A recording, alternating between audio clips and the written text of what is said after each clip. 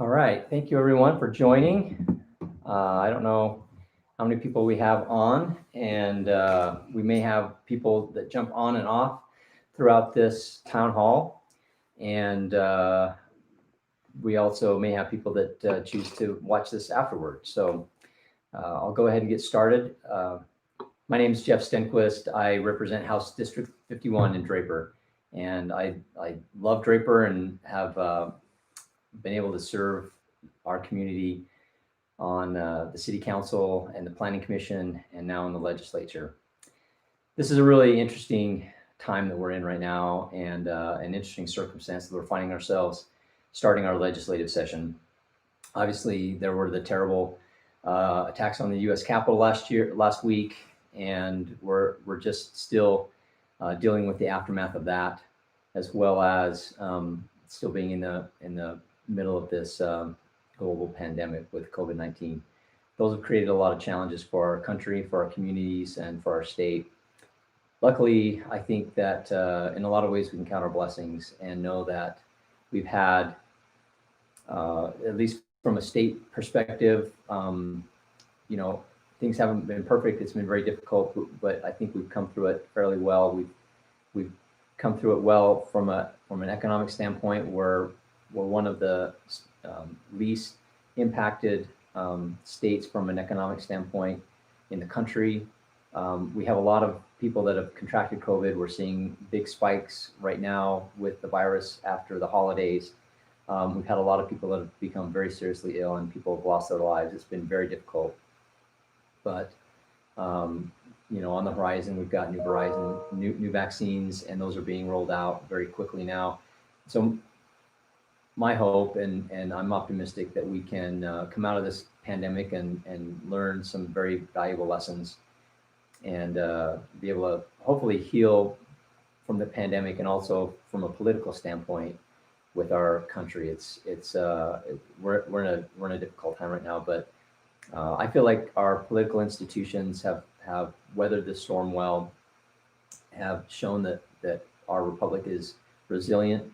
And a lot of that is due to a lot of people who have been ethical and have shown a lot of integrity in their positions, elected officials and others that have been very, very careful with how they've managed this election cycle. I know it's been difficult, and a lot of people are still very angry about how things have played out. I won't go into that too much because I wanted to acknowledge some of those challenges, but really my focus is doing my part to represent our community and do what's best for the state of Utah.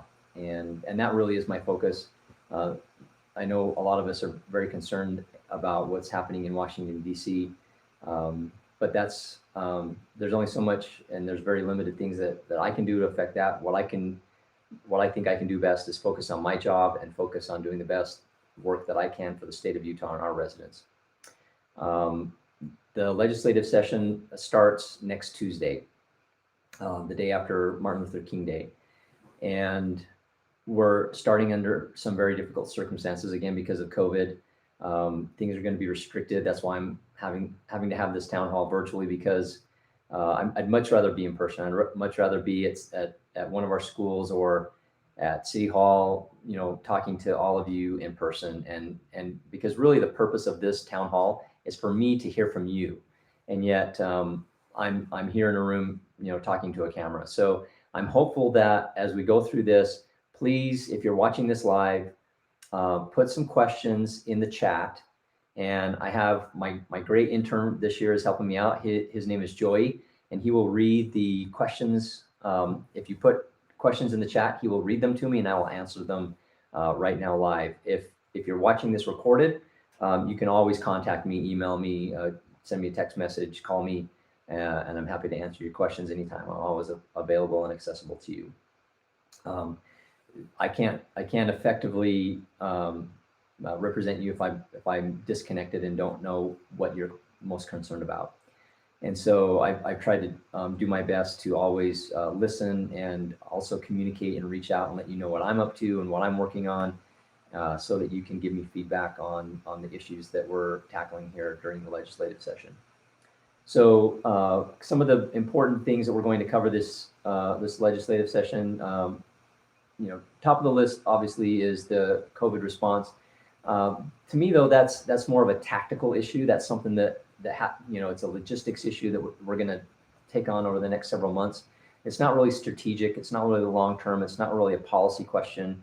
It's more about just we just need to make sure they have the resources and the logistics to roll out the vaccines, to support our our teachers, our frontline workers, our first responders as we hopefully start coming out of this pandemic in the next few months.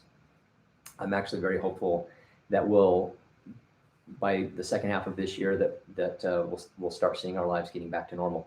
In fact, just today, the Canyon School District started vaccinating their teachers. So we've had many of our healthcare workers, our first responders, and our teachers getting vaccinated, and vaccinations starting next week will be available to anyone 70 and older. So as we start working through those priority lists and priority groups, more and more people will get that vaccine and have it be available to them. I think the state doubled their vaccinations from last week. We went from 30,000 vaccinations to about 60,000 vaccinations just this week. So hopefully that continues to accelerate, and that gets us out of this pandemic even faster and helps our economy also start to improve as we get back to life as normal. So as far as the legislature goes, so COVID-19, for sure, we're going to talk about that. Related to that, there is going to be a discussion about the separation of powers and between the legislative and the executive branch. That's something that we've recognized throughout this pandemic, that we're not really, our current law around powers of the executive branch under a long-running crisis is not really, our state statutes are not really equipped for that. And so there's going to be some modifications to that. I'm sure that we'll have some discussions with Governor Cox about the best way to do that. But in my mind, that's really, it's almost like fighting the last war. It's really not going to be, I think, as needed for the current pandemic, but maybe it makes us more prepared for, heaven forbid, the next pandemic or the next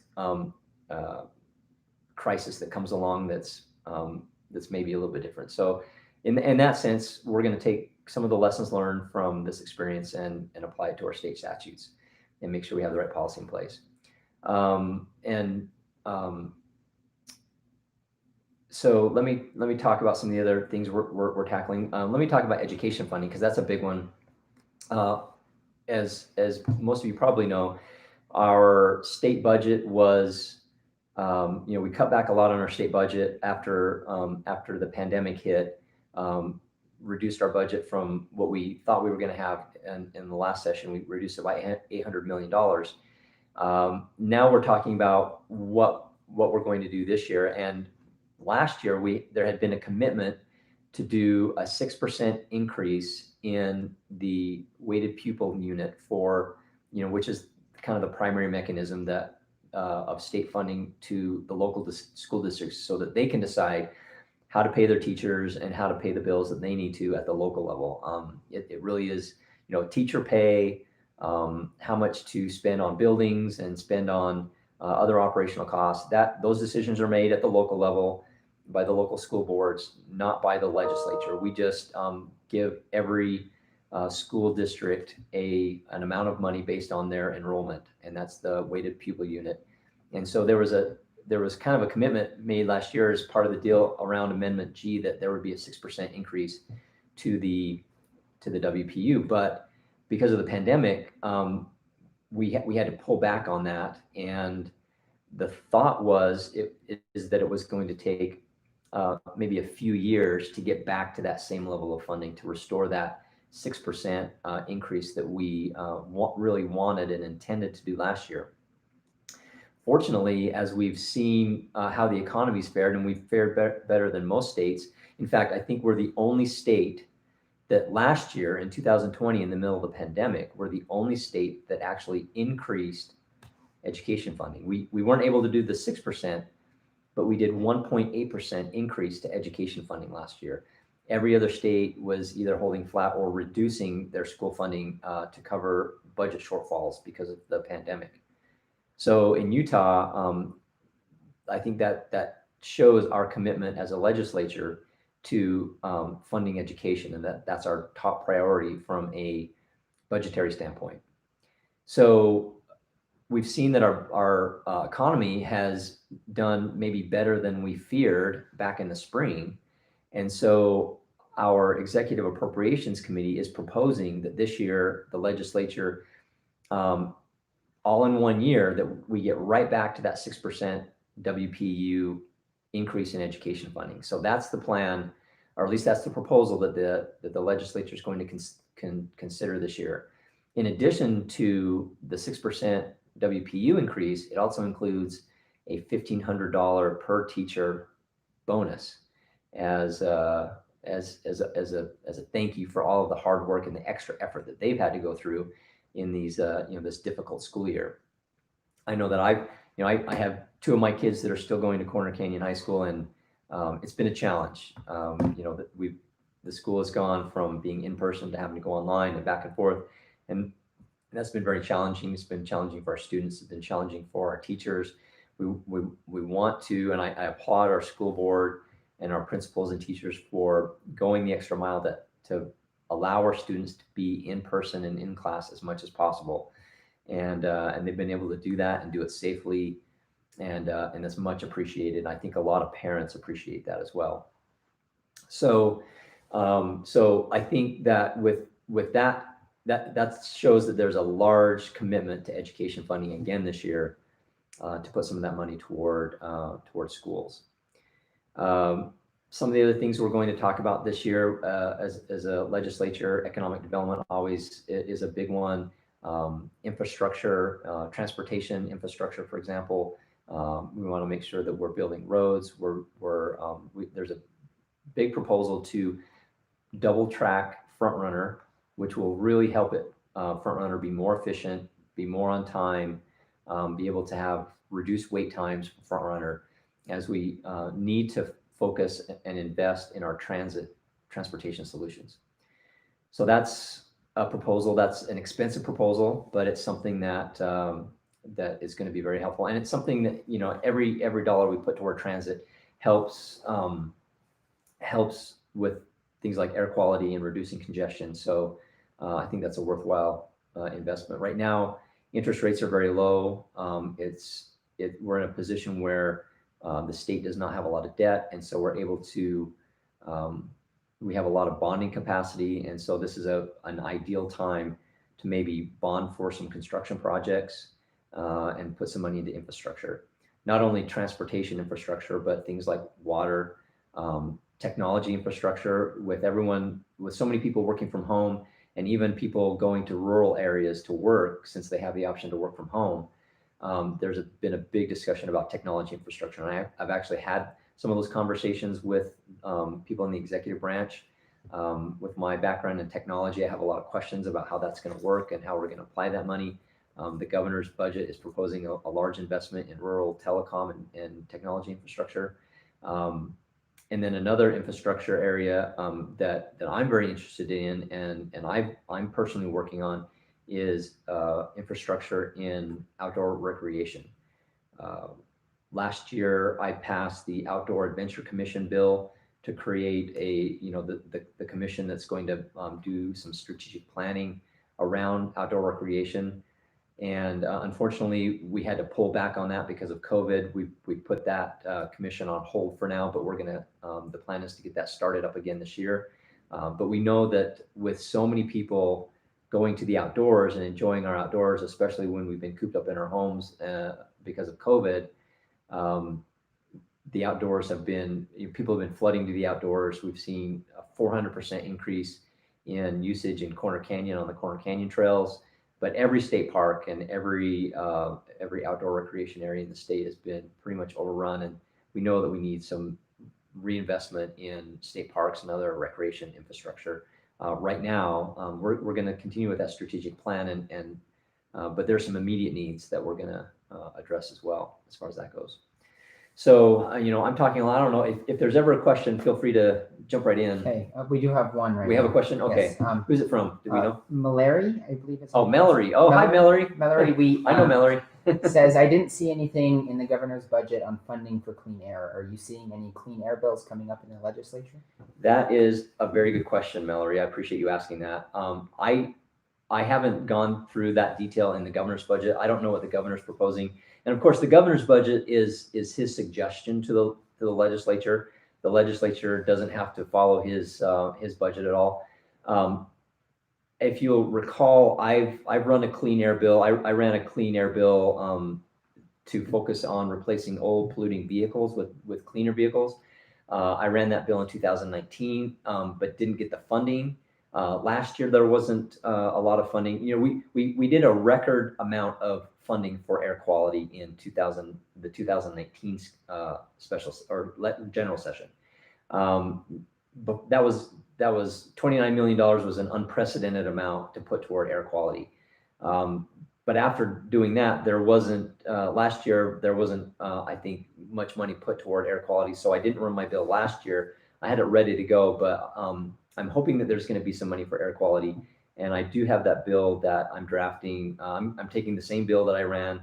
I'm making a few modifications, and I have that available, and hopefully there'll be some money available for that. How much is going to be up to the legislature, but I'm pushing for it, at least some money for air quality, and I want to have my bill. If there's any money available, I want to have that as an option that they can use. Any other questions? Wendy Smith just wanted to thank you for your focus on outdoor recreation and environmentalism. Thank you, Wendy. I'm glad that you were able to join as well. I wish we could all, like I said, I wish we could all be in person. And if you want, I'm doing a town hall with Dan McKay on Saturday at 10 a.m. at Riverton City Hall. That one's going to be in person. It's also going to be online, but we're going to be in person in that one as well. So let me think. And if there's any questions, feel free to chime in. But otherwise I'll just keep talking. Let me talk about some of the other bills that I'm running this year. I feel like I need to have my list in front of me. I'm like bills that I'm going to run this year. Why don't you ask me some questions? What are some bills? Ask me about. Let's see. I'm doing the bill on ranked choice voting. Let me talk about that one. That's a pretty straightforward one. Some cities are using ranked choice voting. This is just a cleanup bill. There's been a question about in a city, whose decision is it to use ranked choice or not? And if you have questions about what ranked choice voting is, you can Google it, or I'm happy to explain it. There's a pilot project going on. Any city can do it if they want. This year, there's more interest. A lot more cities are interested in using it in this year's municipal elections. And but there's a question about whose decision is it? Is it the mayor's or is it the city council's? And so my bill would just clarify that it's the legislative body that makes that decision. So it would be the city council that makes that decision, or in the case of a county, it would be like a county, county council, for example. And then it would also require that counties that normally conduct the elections, that they have to support ranked choice voting, that they can't turn down a city if they can't override a city if the city wants to do ranked choice voting. What are some of my other bills? Let's see. I have to. Mine's blank. Yeah.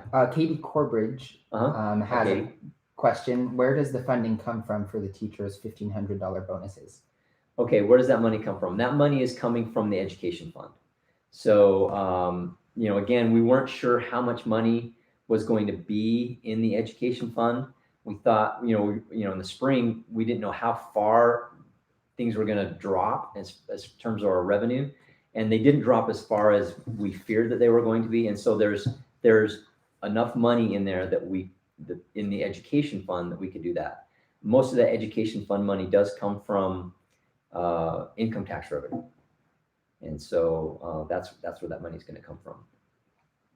Okay. Wendy and Mallory just want to thank you again for your ranked choice voting opinions. Yeah. Okay. So there's that one. Let's see. Wendy Smith has another question. Okay. She says Prop 4 resulted in independent commission for redistricting. Yes. Legislature changed it to something they consider but are not bound by. How do you plan to help achieve the result of unbiased redistricting? That's a really good question. And redistricting for sure is going to be a big topic this year. I'll get into the weeds a little bit, but I'm actually on the National Conference of State Legislatures Redistricting Subcommittee, which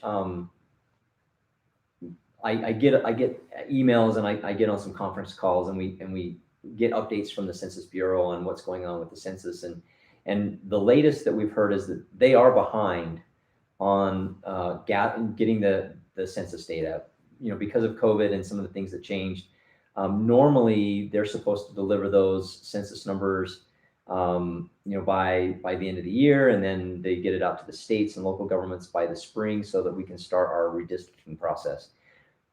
They still haven't delivered those numbers, and so we don't know exactly when those are coming in, but we're estimating, or at least the estimates we're being given is we might get those redistricting numbers, the population numbers. It might be later in the summer, maybe June or July by the time we get those. And so we're going to have a very short time frame. We have to have the maps drawn and accepted by the end of 2021. So there will be a series of town halls. There will be a very open process. Of course, the Redistricting Commission that passed, the Redistricting Commission will drop some maps that they will recommend to the legislature. But then anybody, any citizen, any resident can drop a map and submit it to the legislature for consideration.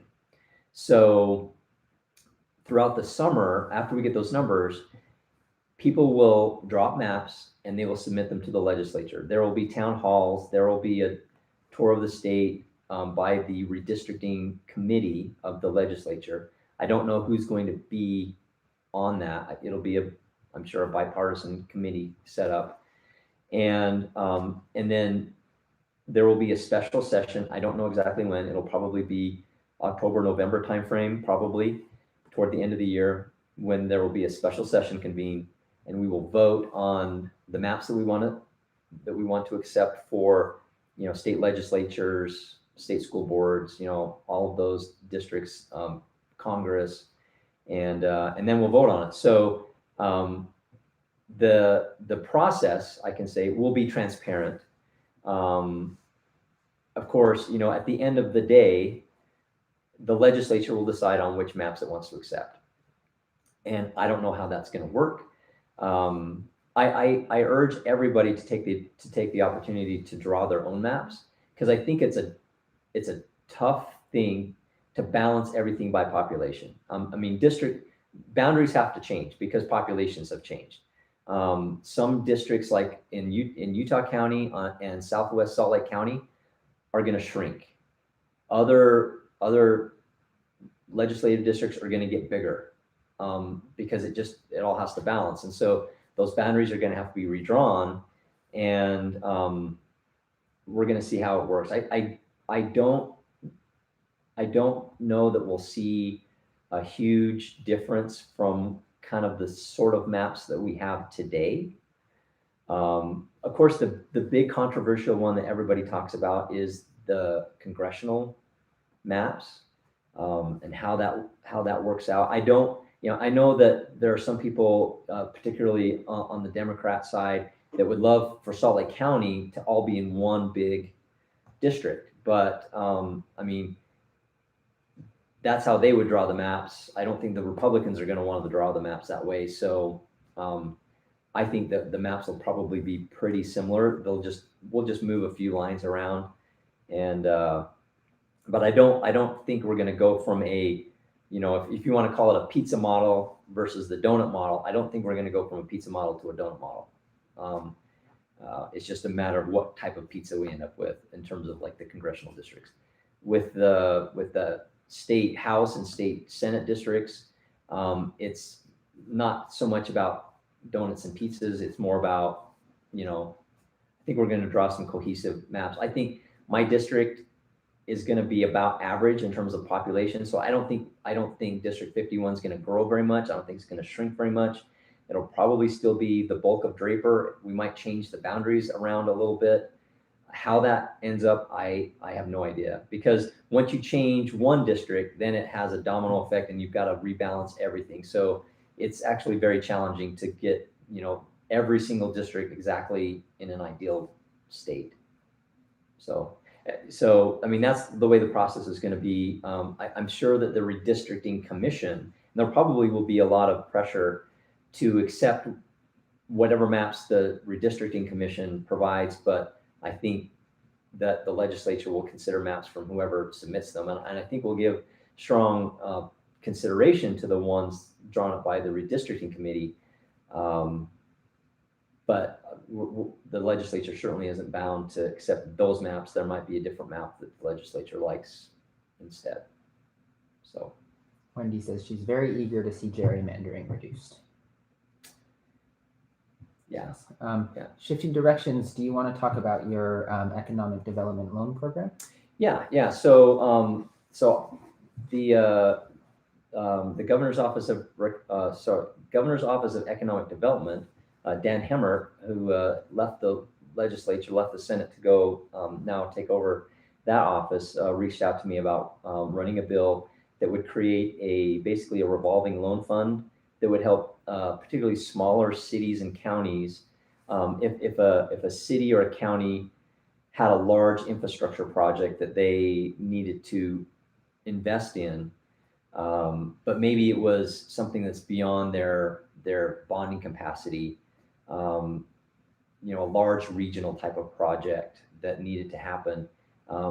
What this bill would do is create a revolving loan fund that could basically loan money out to a local government, and then that fund would be replenished as the local government made the payments on that bond. So that's an idea that they had, and because of my background with local government and economic development, they reached out to me and asked me if I'd run that bill. So we're still working on putting the details around it, but that's the general idea. Sounded like a good idea to me. I'm happy to run that bill. And then, one of the big ones this year is HB 148, which are your alcohol education amendments. Alcohol education amendments, and if you follow my bills, you're familiar with this bill. This is the one that would create a program to provide education around the dangers of drinking alcohol during pregnancy. I've talked about this bill before. I ran this bill last year, and even though I was able to pass the bill, I didn't get the funding mechanism that I think it needs to have. And what I mean by that is, Utah is an alcohol control state. Utah is basically both a wholesaler and retailer of alcohol.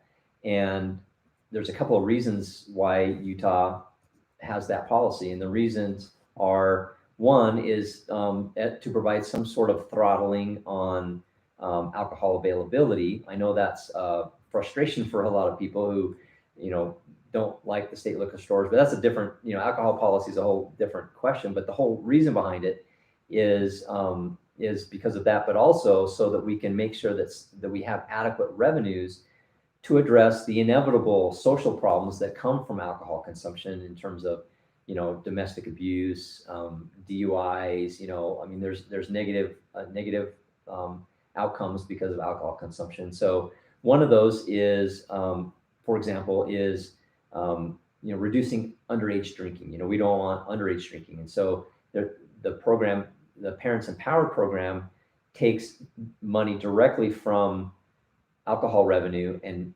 earmarks it for that program. And so that money is taken out of the alcohol revenue before the alcohol revenue is moved into the general fund. So what I'm trying to accomplish is doing the same thing, but instead of targeting underage drinking, I'm trying to target not drinking during pregnancy. So I'm trying to make sure that revenue comes out of the alcohol fund before it goes into the general fund. Because if it has to come out of the general fund, then it's in much more danger of that funding being cut. But because it has a direct relationship to alcohol consumption, it really should come straight out of the alcohol revenue. And that's the argument that I'm trying to make. I came really close last year, didn't quite get the revenue source that I wanted, and so I'm going to try again. And I think this time around I'll have a better chance at getting that funding structure that I'm looking for it. Yeah, so that's an important bill for me. I think a lot of you who know me know that my son has fetal alcohol syndrome. He came and testified in committee hearing last year, did a great job, and the fetal alcohol community is one that I've been involved with for many years, and so that's an important issue for us personally. Awesome. Wendy Smith has another question. She wants to know your thoughts on the gas tax / mileage metering in the governor's proposal. Yes. Yeah. Excellent question. Wendy, you're a person that pays attention to these things. So these are great questions. Yes. As we know, we've relied on, and not just the state of Utah, but states across the country, we've relied for many years on gas tax revenues to fund transportation projects. And we know that that's just not keeping up because cars are getting more efficient. They're using less gasoline. So the usage of gasoline, it's a pretty good measure of usage. The more you use, the more gas you use, the more money you get. I mean, that worked for a long time. Part of the problem we have in Utah is it's a flat rate that was set in the 90s, and it's not a percentage. And so that amount of money isn't as much money as it used to be. And so that's part of the problem, but also just the fact that people just use less gas. And, as cars get more efficient and we're switching to hybrids and electric vehicles, we have to find, it's not going to be easy. It's going to be painful. It's complex, but we absolutely have to move to some other mechanism for getting transportation revenue.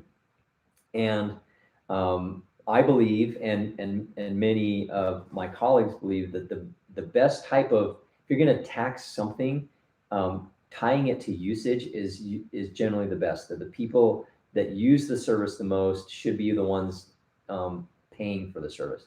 Well, that doesn't happen in transportation.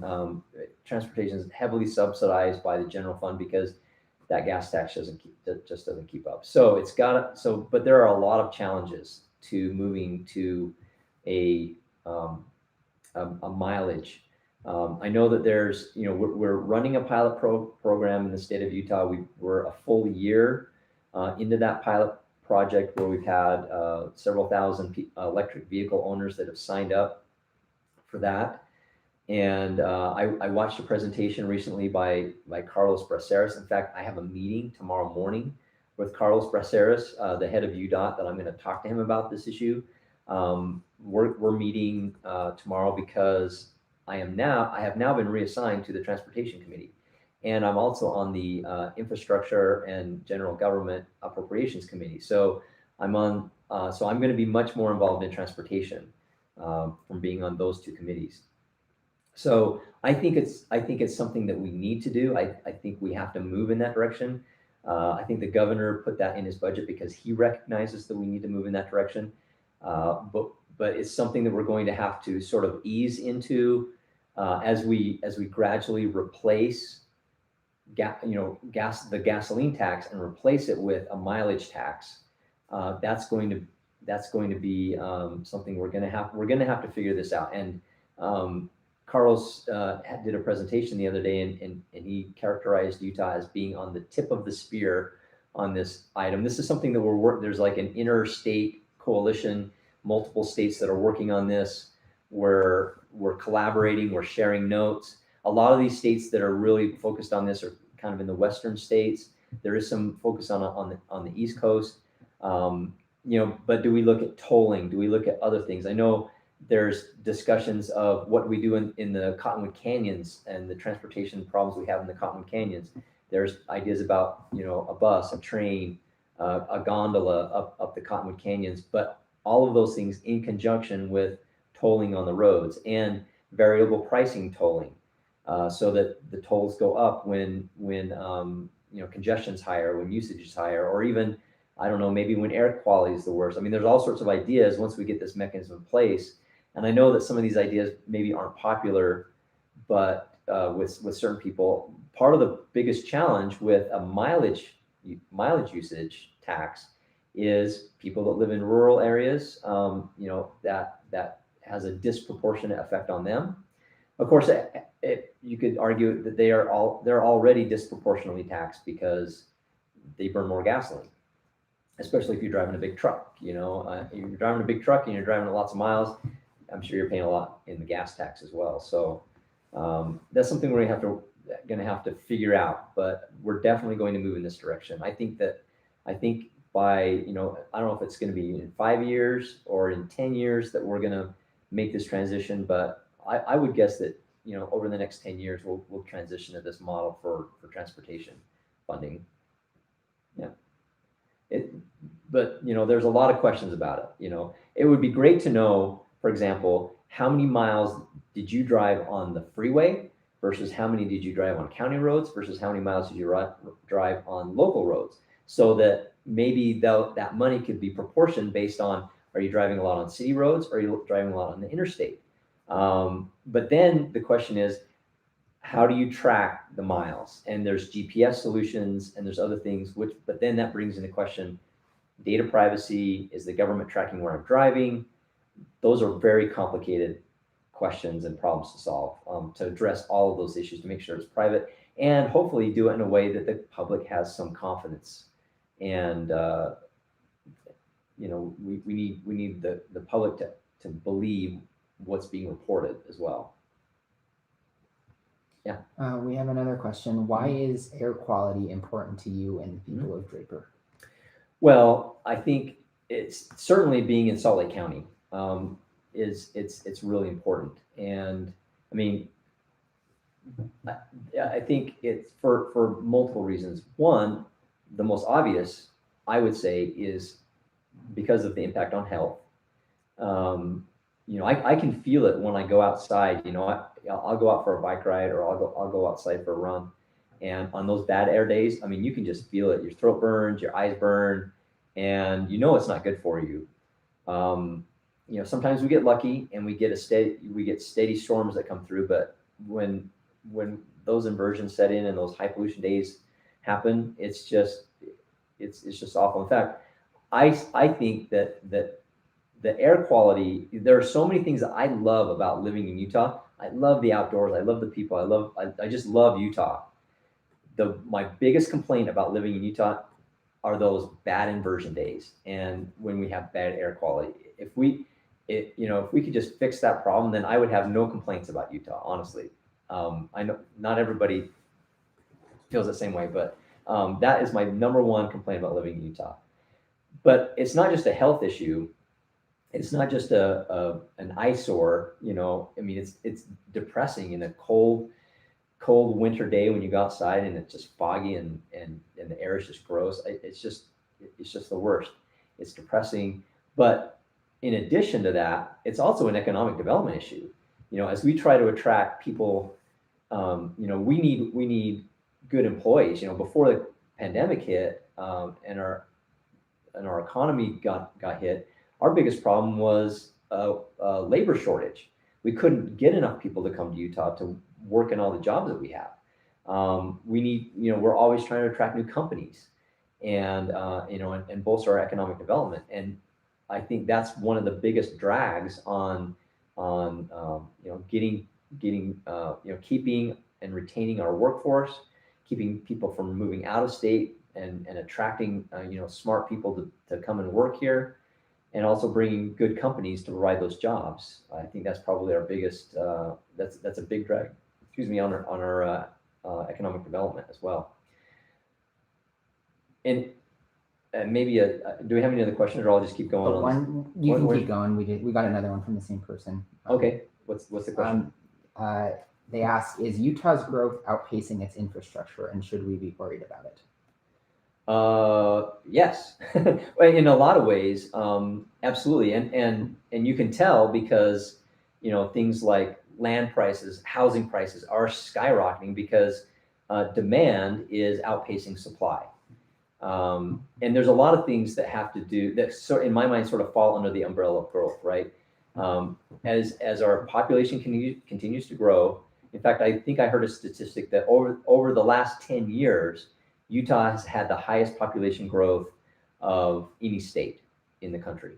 And so, yes, and I don't see that slowing down anytime soon. So we have to keep up with our transportation infrastructure, our education infrastructure. We have to hire enough teachers, build enough schools. We have to, hire public safety people, our firefighters, our police officers. We have to build hospitals. I mean, all those things that are needed, all that infrastructure that's needed. Even like I was talking about outdoor recreation infrastructure, the more people that move here, the larger the population, then our parks get overrun, our trails get overrun. And so we have to build more and more and more of all those things to accommodate those people. And that has, there are good things and there are pros and cons from all of that growth. But certainly our infrastructure is something that's very difficult for us to keep up with. That's why what I've always said is, as our population is going to grow, and that's just a given, our population is going to continue to grow. So the question is, how do we deal with that? How do we provide enough housing supply so that the prices don't skyrocket and it becomes just completely unaffordable? In a lot of respects, we're kind of already there. And you look at places like the Bay Area that has put caps on housing density and housing height and things like that. So that's had the effect of putting a cap on supply, but their demand kept going up. And so that's why it's just unbelievably expensive to buy and live in the Bay Area, for example. And we can learn from those kind of examples and say, okay, that's what happens when you cap supply. Prices skyrocket. And what I've always said is, in Utah, we can either choose to sprawl horizontally, sprawl out, or we can try and build up. And there's pros and cons to both. If we sprawl out, build out in Eagle Mountain and Tooele and out to Fairview and just continue to sprawl over the next mountain range and the next mountain range. But then what that does is it puts more requirements to put in more infrastructure. You've got to build roads out to those areas. You've got to get water out to those areas. And then that means that people that live in these far-flung areas have to then do long commutes. And so they're spending a lot of time on the roads. They're putting a lot of car pollution into the air. So I don't think that that's a smart growth model.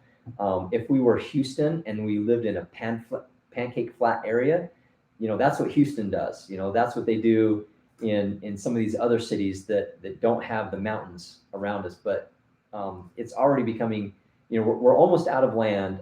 We're almost out of undeveloped land in Salt Lake County, and pretty soon we will be. And so the other models, we can build up, we can urbanize more. Some people don't like that model, but what that does is allow you to maybe take more advantage of public transportation, concentrate things in certain areas so that you have less reliance on automobiles, and that's the trade-off. I think that we're going to see a mix of both. I don't think we're going to do one or the other. I think we're going to continue to see, especially in Salt Lake County, more vertical growth, more high density housing in certain areas, as long as we do it in the right place, close to transit, close to transportation, so that people, like Point in the Mountain or the prison redevelopment, if they put in some more high density and some transit options, then there's less reliance on automobiles and less need for transportation infrastructure, or at least roads that take up land and end up with just putting more cars on the road. We don't want to be Los Angeles. We don't want to follow that model. There's better models than that. So there's a lot of lessons we can learn from that, and we just have to be smart about it and strategic. Kyle Waters says we also lose recreation areas. That's true, and that's one of the areas. I think honestly, I can say in Draper we've done a great job of this, because you can see that Draper City has got we've done our fair share of high density housing, but most of it focused around the transit areas, around, I-15 corridor, where it's close to infrastructure. So you can get right, you don't have to drive all over town, but you're right there close to transportation. And so that's opened up the opportunity for, all of that, great open space that we have in Draper that we were able to preserve with a conservation easement, and great trails. And so I think you can have both, as long as you plan for it and plan for where your recreation areas are, and where your high density housing areas are, where your commercial areas are, where your workforce is. You want to also put your workforce, and have them be able to live close to where they work. If the employment center is downtown, and then everybody works out in Tooele, then you've got these long commutes, which causes all those other secondary effects that we'd like to avoid. And so if we can have mixed use developments where we've got residential and office and those different uses, and retail in close proximity, then again, it's reducing the reliance on automobiles to go from one place to another, allowing for more, walkability, bicycles, transit, and other transportation options other than automobiles. I don't see any more questions. I don't know if you wanted to talk about your the ballot information amendments, just the names. Oh yeah, the ballot information. This is kind of a minor bill, but I got this idea and I'm going to run it just to see what it says. I don't know if it's going to pass or not, but I did notice that this year there were a couple different candidates, not just one or another, but there was a couple different candidates on the ballots. They used nicknames instead of their name, right? And nothing, there's nothing wrong with that. That's I mean, the nicknames that they put on there, I thought was brilliant. You look at Jay McFarland put J Mac on. I mean, that was his name on the ballot. I think it was J Mac McFarland, and that's great branding. That's great marketing to put on a ballot. But as I saw that, I thought, oh, that's interesting. I wonder if someone might take that too far, or maybe put something offensive on there, on a ballot. And I just wondered if that was a good idea. And so I decided to file a bill that basically would say that the bill would say, when you file for election, you put your given name. That's what goes on the ballot. With, you could change Michael to Mike, Jeffrey to Jeff or something like that, but not something wildly different. I was told that there was a state senator once who put their name, and then after their name on the name of the ballot, it had their name and it said Republican. Like I could put like Jeff Stenquist Republican as my name on the ballot. That's clever. That's a good idea. But maybe we should have a conversation and say, is that smart policy? And maybe it is, and maybe we want to leave it the way it is, and maybe we decide, let's just say, no, you can't do that. You just have to use your given name. So we'll see what happens with that bill. I don't see any more questions. Maybe as people can put in their final ones, maybe I just want to do an update on like Capitol tours and the COVID information. That's a good question. The legislative session this year is going to be very different, obviously.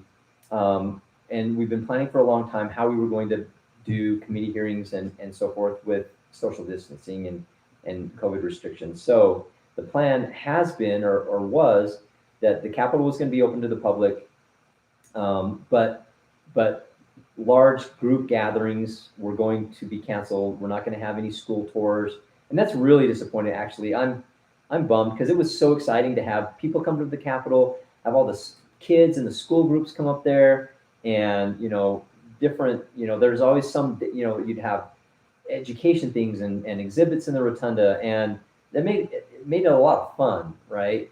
Because there was a lot of excitement, there was a lot of buzz going on during the session.